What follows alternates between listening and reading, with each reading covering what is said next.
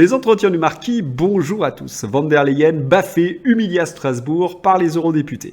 Nous allons donc parler de crise énergétique et de conflit entre la Russie et l'Ukraine. Mais souvenez-vous, la semaine dernière, la presse mainstream célébrait Ursula von der Leyen. Les journalistes adoraient son style. Ils nous expliquaient qu'elle avait vaincu le Covid, qu'elle avait tenu tête à Vladimir Poutine et qu'elle avait des solutions à la crise énergétique. Du foutage de gueule XXL, un niveau de propagande qu'on n'avait jamais vu. Heureusement, les eurodéputés ont remis les pendules à l'heure. Alors, ce mercredi 14 septembre, Ursula von der Leyen a ouvert la session du Parlement par un discours. Vous la voyez, oui, elle a un costume jaune et bleu. Non, ce n'est pas un placement de produit pour Ikea, c'est tout simplement un hommage aux Ukrainiens. Je reviendrai sur ce conflit russo-ukrainien dans la deuxième partie de ma vidéo. À peine assise, les députés vont ouvrir la boîte à claques et notamment ce Martin Sonneborn qui va vraiment cogner fort. Quand vous avez commencé votre service ici, je pensais que vous étiez juste incompétente et un peu criminelle. Un peu criminelle, mais à quoi fait-il allusion ?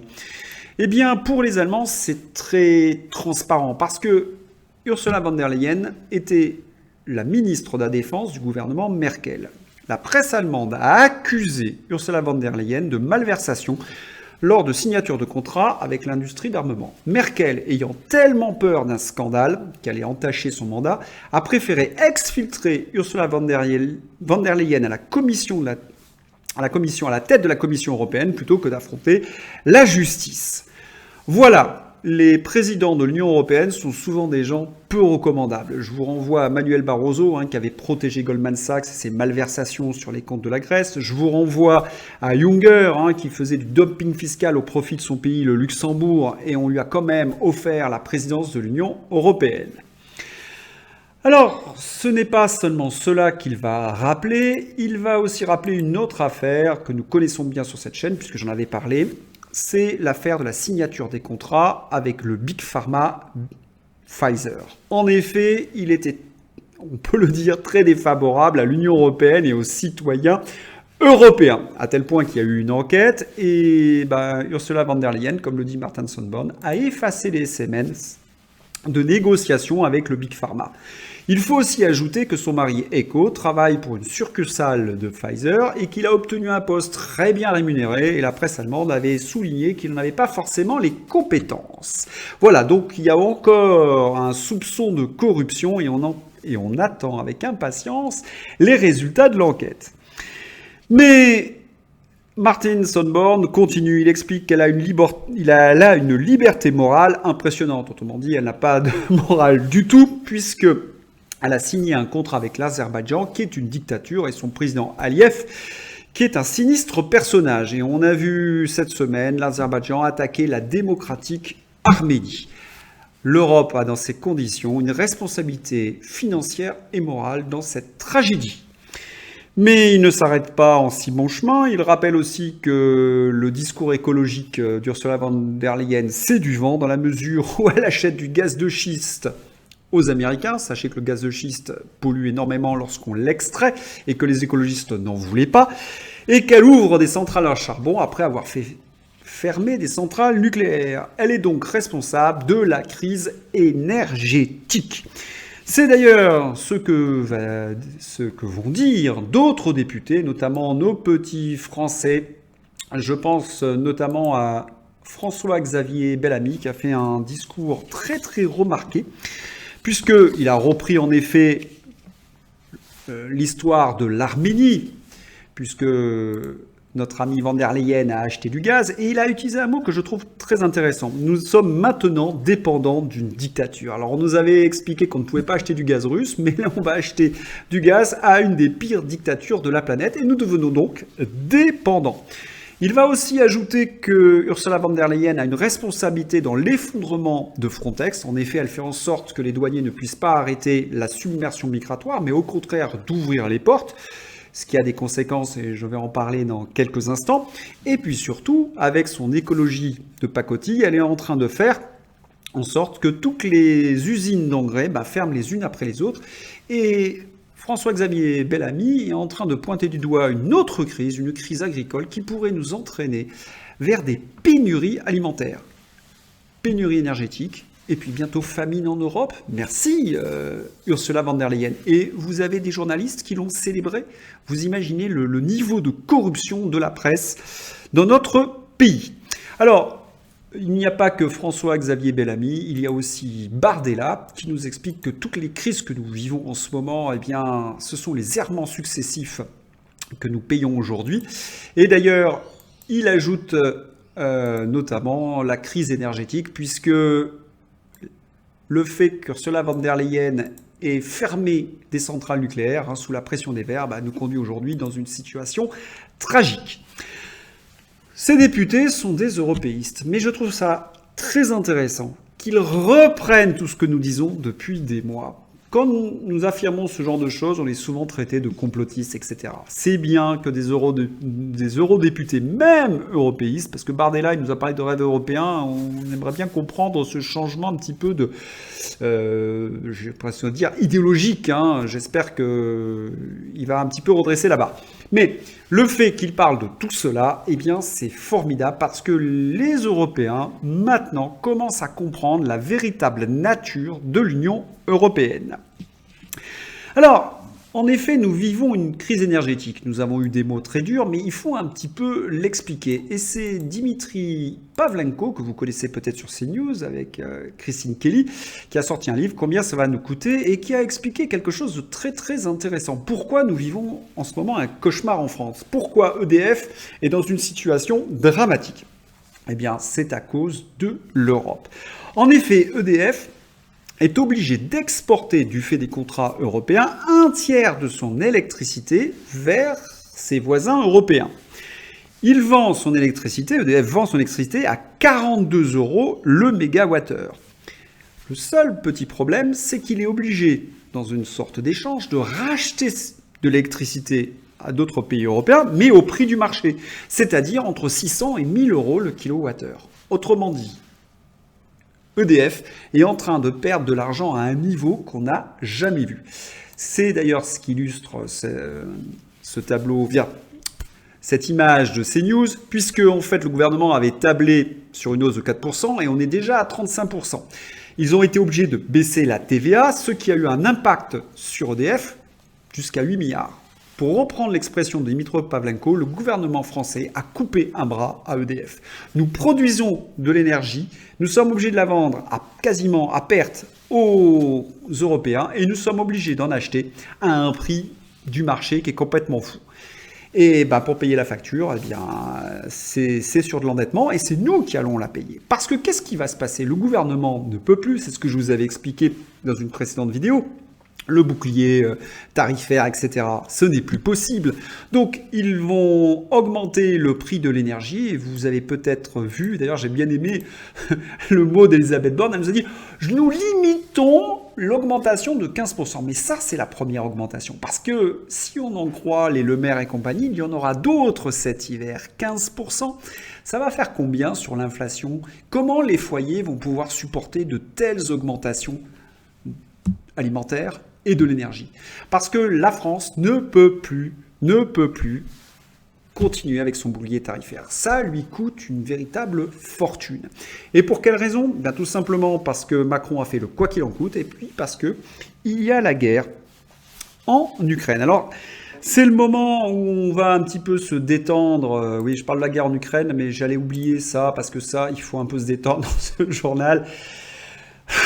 Pannier-Runacher. Alors, Pannier-Runacher nous explique que les gens qui possèdent des voitures électriques, eh bien, ils ont des batteries. Et avec ces batteries, ils peuvent revendre leur électricité sur le marché. Alors, Eric Massot, qui est toujours très drôle, on pourrait aussi, en effet, chauffer les maisons avec ces batteries électriques. Le seul ennui dans le raisonnement de Pannier-Runacher, qu'il faut quand même lui expliquer, c'est que la batterie, elle a été rechargée sur le système électrique, que l'électricité qui est dans la batterie ne vient pas du ciel. Donc, vous allez recharger votre batterie pour aller revendre l'électricité que vous venez de recharger. Le niveau de bêtise et le niveau d'incompétence des gens qui nous dirigent, si j'ai envie de dire, il est véritablement stratosphérique. Et tout cela pour cacher en effet qu'il y a une guerre en Ukraine. Alors j'ai eu un Je me suis fait pas mal insulter du fait de ce tweet sur les réseaux sociaux. Alors, en effet, Pierre Servant, qui a souvent reçu le Gamelin d'or chez Xavier Moreau, nous a expliqué que les Russes étaient des nazis. J'ai expliqué dans ce tweet que c'est une inversion accusatoire. Alors certains m'ont dit que je reprenais le narratif de Poutine. Non, je ne reprends pas le narratif de Poutine, je reprends les informations factuelles qui traînent sur Google ou dans la presse mainstream. D'ailleurs, 95% de mes sources sont mainstream. C'est le meilleur moyen d'ailleurs de ne pas être attaqué. Je voudrais vraiment faire comprendre là maintenant qu'est-ce qui se passe en Ukraine. En Ukraine, c'est une guerre civile. Et pour la comprendre, il y a une carte qui explique tout. Alors cette carte, même si elle est en russe, je l'ai prise, ou en ukrainien, je l'ai prise sur Wikipédia. En effet, vous avez ici la carte du vote lors de l'élection de 2010. En rose, c'était Tymoshenko, c'est-à-dire la candidate pro-Europe, et en bleu, c'est le vote pro-russe de Viktor Yanukovych. Qu'est-ce que vous constatez ? Qu'à l'Est, ils sont pro-russes, c'est-à-dire ce sont des russophones ou des Russes, on voit avec ces couleurs bleues très importantes, et qu'à l'Ouest, ils sont plutôt pro-européens. À la rigueur, ce ne serait pas un problème, mais l'ennui, c'est que les Américains sont venus se greffer là-dessus, et ils ont fait en sorte que ces deux entités ne puissent plus du tout s'entendre. Pourquoi ? Parce qu'ils ont soutenu ce qu'il y a de pire, c'est-à-dire les nationalistes ukrainiens, les nationalistes liés à des groupes d'extrême droite qui admirent Stepan Bandera et qui aiment bien se tatouer le corps de choses qui nous semblent tout à fait insupportables. Vous comprenez ce que je suis en train de dire. Or, cette réalité, elle est cachée au peuple français. Et quand vous regardez cette carte, vous vous apercevez qu'elle reprend dans une certaine mesure le front à peu près actuel. Alors certes, la Russie est un peu plus à l'est, qu'il y a encore un centre, mais je ne crois pas que la Russie pourrait regagner certains endroits comme Kharkov pour une raison simple, c'est qu'il y a eu des bataillons de représailles et que là aussi, il y a une réalité qui est cachée et que j'avais déjà expliqué. C'est que à partir du moment où vous avez des bataillons de représailles, qu'est-ce qui se passe ? Les populations qui sont martyrisées par ces bataillons de représailles n'ont plus qu'une seule solution, c'est de s'enfuir. Il y a plus de 600 000 russophones qui ont quitté leur région pour aller s'établir à l'Est, soit dans les régions dirigées dans le Donbass, soit carrément en Russie. Et ces populations attendent aujourd'hui de Vladimir Poutine une certaine reconquête pour pouvoir retourner dans leur village ou dans leur ville. Vous comprenez qu'il y a une tension en Russie là-dessus. Et notamment les populations de Donetsk attendent de Vladimir Poutine qu'il puisse passer un hiver tranquille, ne plus être bombardé par l'armée ukrainienne. Et je voudrais aussi rappeler que Maïdan, le président Viktor Yanukovych, a été chassé par un coup d'État qui a été organisé par la CIA à quelques mois de l'élection présidentielle. C'est-à-dire qu'ils étaient en pleine période électorale et qu'ils ont balayé parce qu'ils ont eu peur que Yanukovych regagne les élections. Vous comprenez, en fait, c'est un déni de démocratie. Et je voudrais aussi terminer que la politique de 2014 à 2015 a été extrêmement répressive sur les russophones, rendant impossible une certaine réconciliation. Je voudrais rappeler un moment extrêmement dur, puisque à Odessa, le 2 mai 2014, 38 russophones ont été grillés vifs. Et à partir de ce moment-là, c'était très compliqué de réconcilier les deux parties.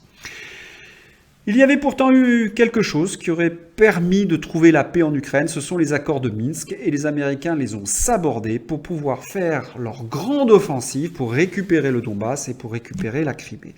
Voilà, donc ce qu'on cache sur les plateaux de télévision, c'est cette réalité, et tout ce que je viens de dire est factuel. Vous pouvez vérifier par vous-même sur Wikipédia, sur la presse mainstream. Jusqu'en 2019, la presse était très critique vis-à-vis du pouvoir qui vient. Alors, maintenant, nous allons passer à quelque chose qui peut peut-être nous donner un peu d'espoir. Vous savez qu'en Suède, eh bien, l'union des droites a gagné. On sait qu'en Italie, cela peut suivre. On a appris que peut-être la Hongrie allait quitter l'Europe. Donc les peuples n'en peuvent plus de Frontex, n'en peuvent plus de cette politique de submersion migratoire. Ils n'en peuvent plus de ce qu'ils vivent au niveau de la crise énergétique. Eh bien, ils sont en train de dire à leurs dirigeants, barrez-vous. Parce qu'en Suède, les sociodémocrates régnaient depuis très longtemps. Et ils avaient imposé un style. On pensait qu'ils étaient là pour presque éternellement. Le fait qu'ils aient perdu, c'est un sacré signe pour l'Union européenne. Voilà donc une note d'espoir. Il y avait certes une contre-attaque de l'Empire, mais on voit que ça se passe pas si bien pour eux. Alors on va finir par une note humoristique. C'est une photo qui m'a fait rire. Alors je vous la mets, c'est suite à ma dernière vidéo.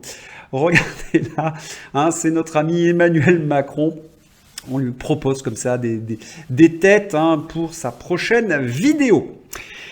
Voilà, vous êtes très nombreux à m'écrire, je ne peux pas toujours vous répondre, j'en suis vraiment désolé, je fais tout mon possible, mais sachez que tous vos messages me vont droit au cœur. Cette chaîne vit bien et c'est grâce à vous. En tout cas, si vous avez aimé cette vidéo, n'hésitez pas à la liker, à la diffuser sur les réseaux sociaux. Et à bientôt pour une nouvelle vidéo. Bye bye!